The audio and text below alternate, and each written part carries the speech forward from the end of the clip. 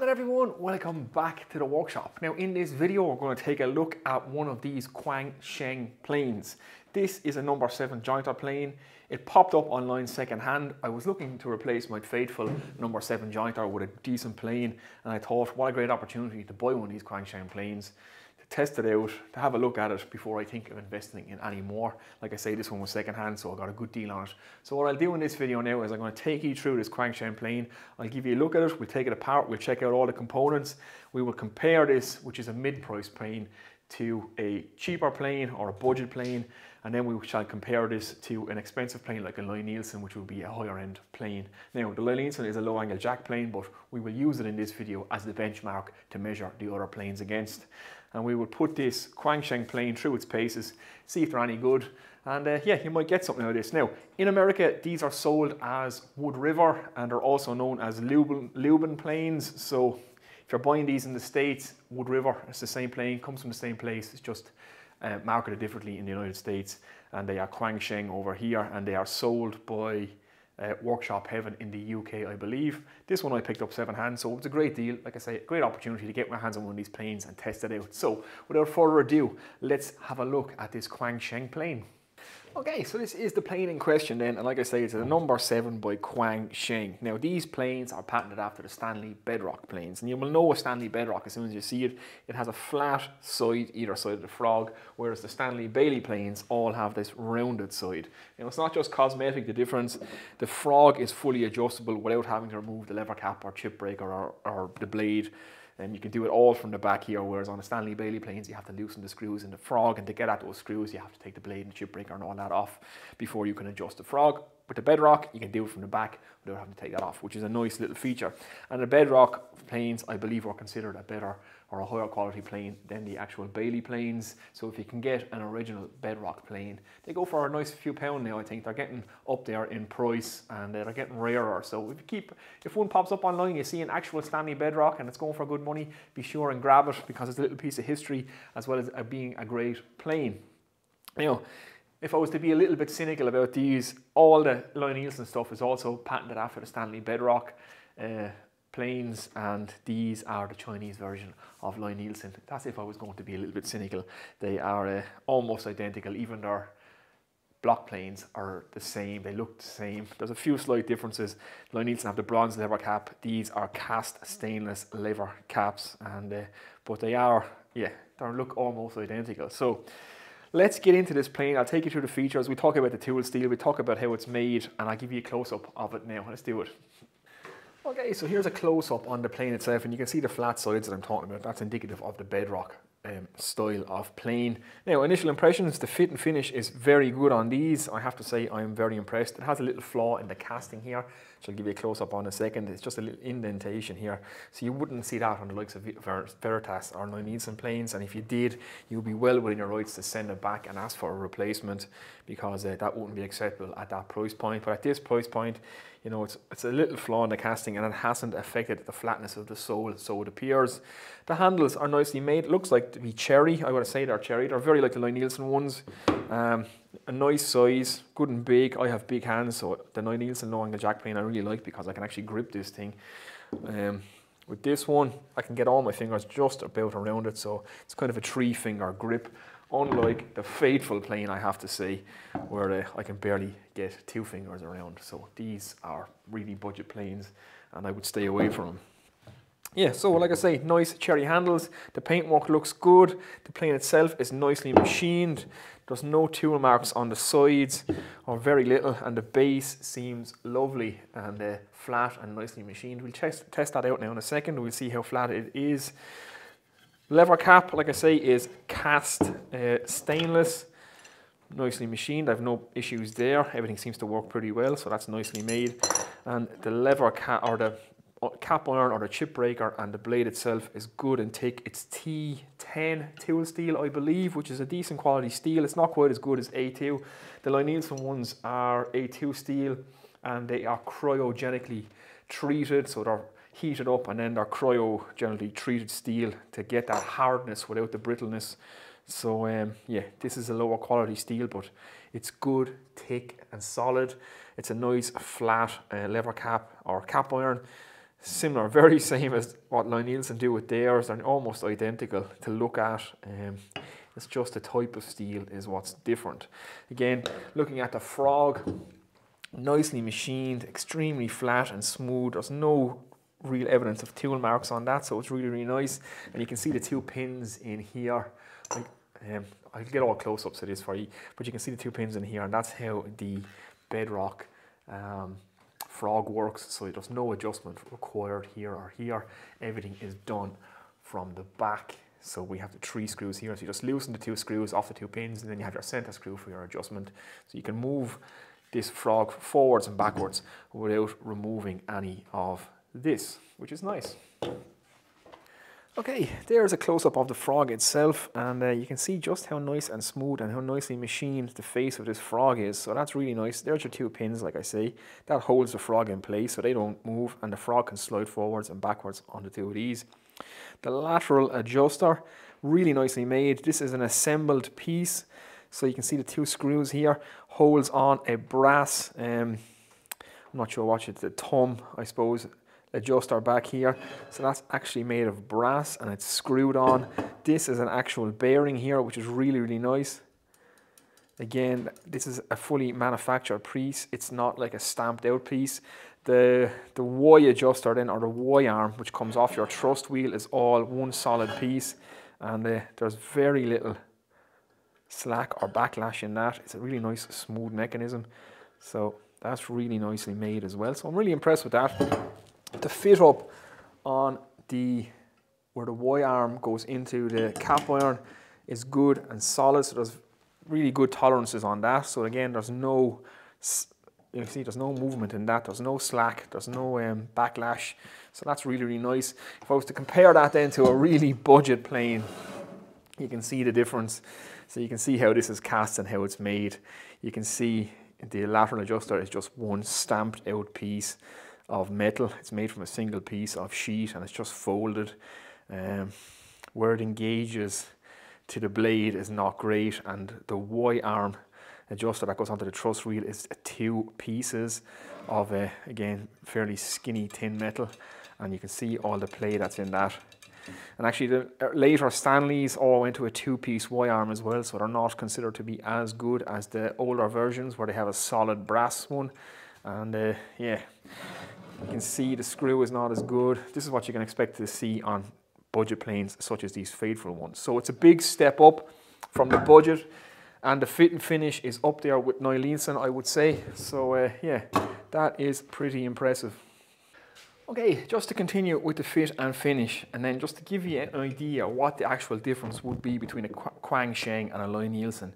Both of these seem to have a nice powder coated finish, but the Lie-Nielsen's finish is just that little bit extra.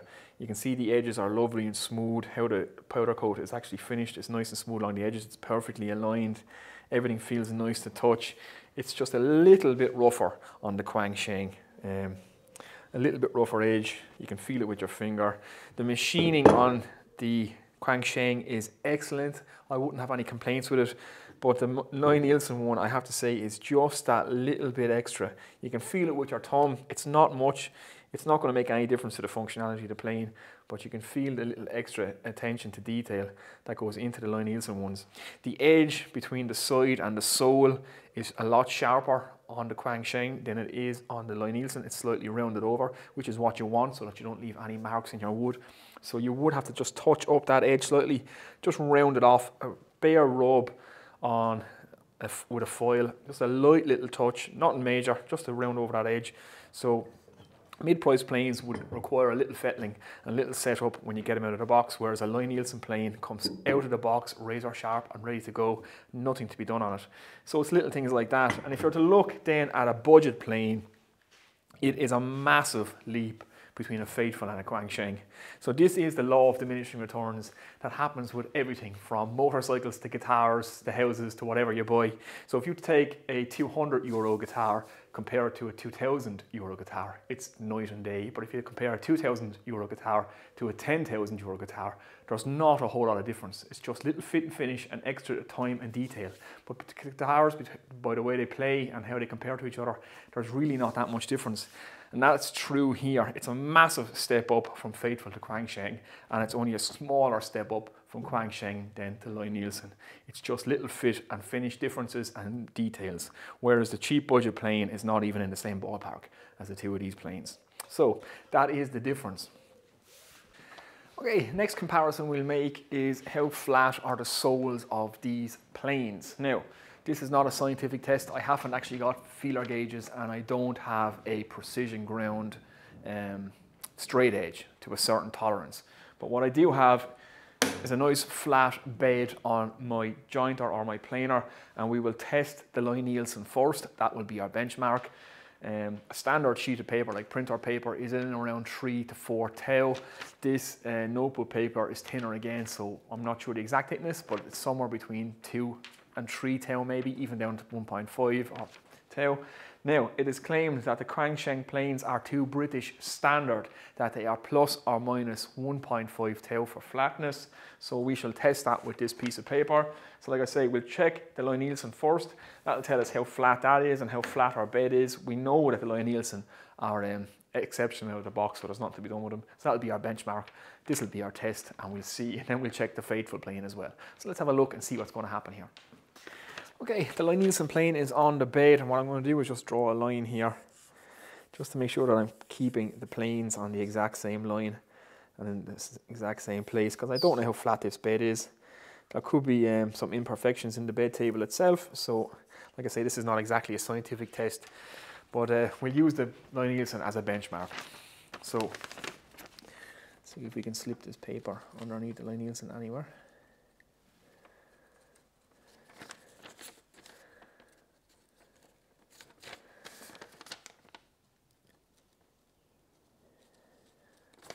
Anywhere along there anyway.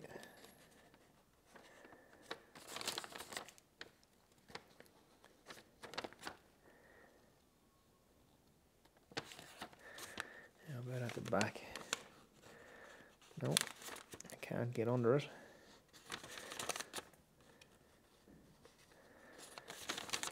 Okay. So we're pretty flat. We'll call that pretty flat. We can't get the paper underneath the Lie-Nielsen plane anywhere. So let's check the Faithful plane next. Okay, we have our Faithful plane just lined up just so we can test the lower end of the scale. So we've gone from the highest now to the lowest, and we'll use the same test. We're along the same line. We're in the same spot of the planer bed. So let's have a look and see if we can get this paper underneath this. Okay, so we're pretty good up front. Seems to be okay there. Now I'm slipping under, right under the mouth, which is not good. So under the frog I can get through, and I can actually slip this paper the whole way through underneath here. So you can see roughly from the mouth back, under the rear tote, this plane is not actually touching the bed at all. So there's the difference. Now, I spent hours flattening this plane on a granite slab, and you can still see I gave up after about 5 hours of trying to get this thing flat. And you can see the difference now. That paper slides all the way through. So we don't start touching again until we get to the end of the plane. So this plane is bowed from front to back, from the mouth to the rear tote. It's raised, which is not great. So onto the Quangsheng. Okay, onto the Quangsheng plane. Now just move the camera so my hands don't keep getting in the way so you guys can see the paper as well. But this looks a hell of a lot tighter than the Faithful plane, it has to be said. So it's not going to sneak in up here. No, we're good and solid. Make sure we keep the corner of that paper good and flat. So nothing underneath here. This is where we started slipping under the Faithful plane, which was pretty simple. You could drive a bus under that Faithful plane, but yeah, we're good all along here. Turn the paper around, make sure. Yeah, keep the edge good and flat. Nothing there. Might be a slight little gap here. I can barely see something. Let's see if we can get the paper under it.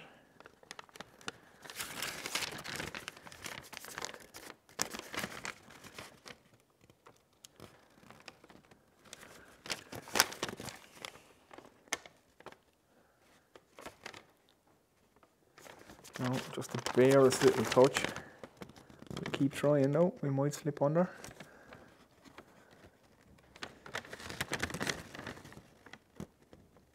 No.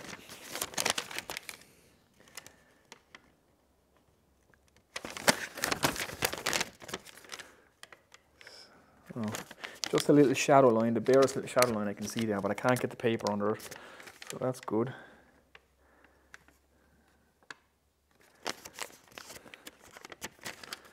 Try again. No, it won't go under. Let's see if we can get in at the back here. No.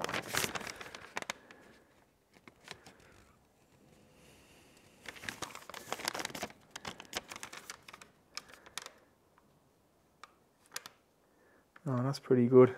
Okay, we can't get this tin paper underneath the Quangsheng plane anywhere. So, take that for what it's worth.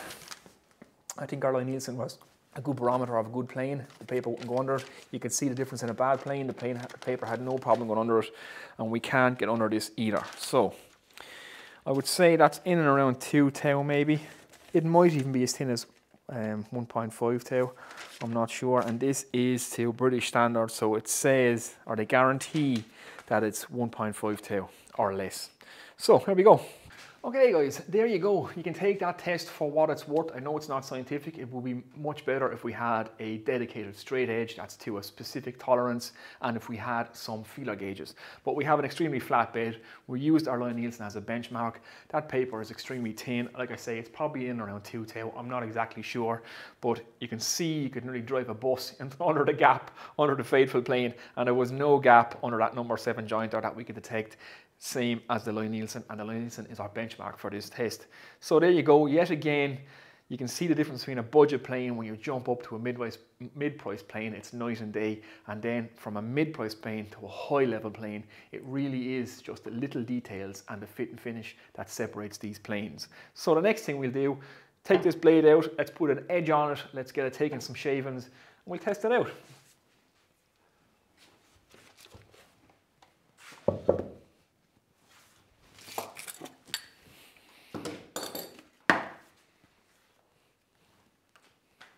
Okay, I'm going to put an edge on this blade. Now, it needs a good bit of work. There's a couple of different bevels going on here, so I'm not sure what the last guy did to this. So, like I say, I bought this second hand. So, I'm going to have to flatten the back of the blade and put a new edge on this blade. So, flattening the back of the blade, some people use rulers and stuff like that, but you can actually just use with this scary sharp system on this float gas, a piece of insulation tape or a piece of masking tape. That's enough just to raise that blade enough so that you're just working behind the blade or the cutting edge itself. So I'll get on and flatten this now and put a new edge on it, and then when that's done I shall get back to you.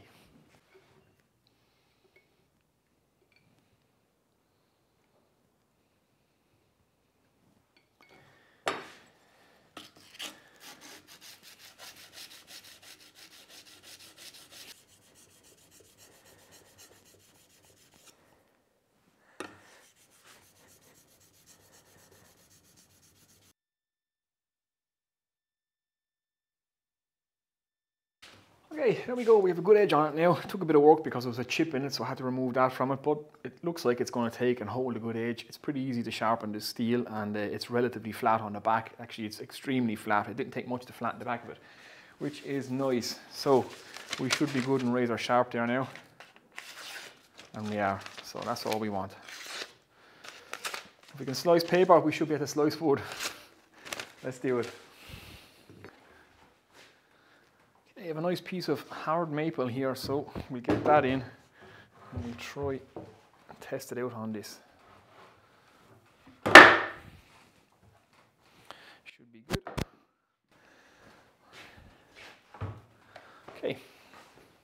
Okay, let's set up our blade. The sun keeps going in and out, so it's playing havoc with the lighting, but we shall endeavour to persevere, as they say. So they're just about there. Okay, we're starting to get a really nice edge on this maple now. It is super smooth and silky. We're starting to get some nice fine shavings, so it's pretty easy to use. I have no complaints with it.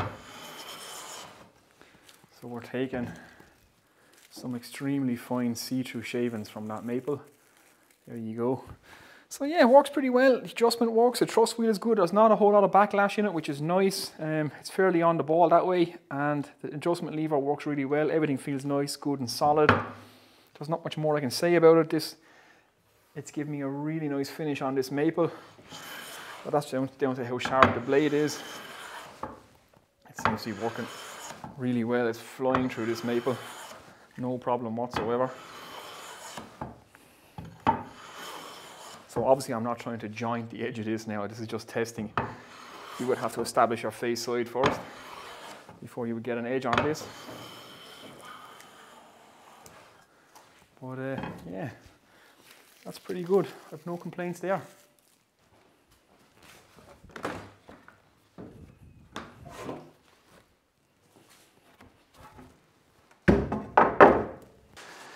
Right guys, there we go. That has been my review of this Quangsheng plane, and it has started raining now and I've had to switch my mic, so it's a good time to wrap this video up. So hopefully that's been useful. Hopefully that gives you a good impression of these Quangsheng planes and what they're like. You can see the difference between a mid-price plane, a high-end plane and a budget plane now. And again, that law of diminishing returns. It's a huge jump up from a budget plane to a mid-price plane, but it's not such a big jump then from a mid-price plane to a more expensive high-end plane like a Lie-Nielsen. It is just fit and finish. Functionality is almost identical. Just some nicer machining and some nicer finish on the Lie-Nielsen planes. And if you have the extra budget, by all means, get yourself a high-end plane if you can do that. Otherwise, if you're like me and you haven't all that much money to spend on your tools, Quangsheng is a great option. This is my first look at them now. I'm really impressed, so I will be getting more of these planes. I'm going to get a rabbiting plane or a rebaiting plane. I want to get some shoulder planes and a plough plane as well. So I will look now at the Quangsheng options when it comes to them, because I'm more than happy with this number 7 jointer. That allows me now to get rid of this fateful number 7 jointer. That's all the fateful tools gone out of my workshop now, thank God, because they're not great. They really are a budget option. So there you go. Hopefully that's been helpful, guys. I'm going to get out of here now. It is starting to rain, and yeah, it's time for lunch. I'll see you later.